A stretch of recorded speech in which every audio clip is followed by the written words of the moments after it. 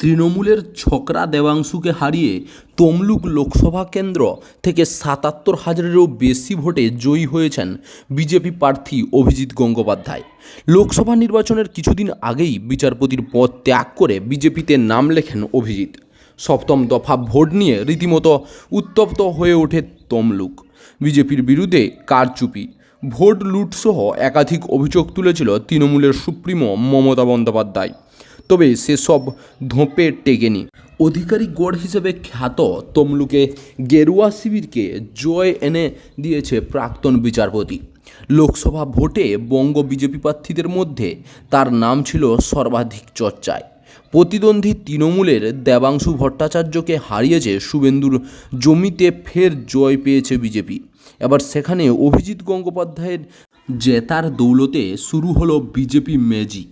বিজেপির কাছে পরাজয়ের পর এবার পদত্যাগ করলেন নন্দীগ্রাম ২ ব্লকের যুব তৃণমূল সভাপতি রবিন জানা। পদত্যাগ করে রবিনবাবু বলেন, আগামী দিনে দলকে ঝাড়াই বাছাই করা হোক, এটাই চাই। ব্লক যুব তৃণমূল সভাপতির পদত্যাগের কারণে অস্বস্তিতে শাসক দল। এই ঘটনা প্রসঙ্গে তৃণমূল নেতা শেখ সুফিয়ান বলেন, ও যথেষ্ট পরিশ্রম করেছে, পদত্যাগ করতে হলে অন্য নেতাদের পদত্যাগ করা উচিত। অন্যদিকে ব্লক সভাপতির পদত্যাগ নিয়ে আসরে নেমেছে বিজেপি।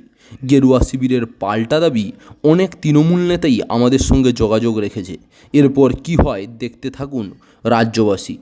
বিজেপি সূত্রে খবর, আর ২ বছর পরে রাজ্যের বিধানসভা নির্বাচন। সেখানে অভিজিৎ গঙ্গোপাধ্যায়কে সামনের সারিতে এনে লড়াই করতে পারে বিজেপি। কারণ বিচারপতি থাকাকালীন তার একাধিক রাজ্য সরকারের বিরুদ্ধে গেছে। স্কুল নিয়োগ দুর্নীতি নিয়ে তিনি রীতিমতো সরব ছিলেন। একাধিকবার তার মন্তব্যে অস্বস্তিতে পড়তে হয়েছে রাজ্য সরকারকে। সেই অভিজিৎ এবার তমলুকে তৃণমূলের মাটিহারা হওয়ার কাজে নেমে পড়েছেন। চাকরির খবর থেকে শুরু করে নিয়োগের খবর থেকে শুরু করে ঝড়ঝঞ্ঝা, দেশ বিদেশ, রাজ্য, জেলা এবং আপনার শহরের খবর একটা চ্যানেল আমাদের newsbangla.com-এ সবার আগে আপনারা পেয়ে যাবেন। তাই চ্যানেলটাকে অতি অবশ্যই সাবস্ক্রাইব করে পাশ থেকে বেল আইকনটা ক্লিক করে অল নোটিফিকেশন অন করে রাখুন। জয় হিন্দ, জয় ভারত।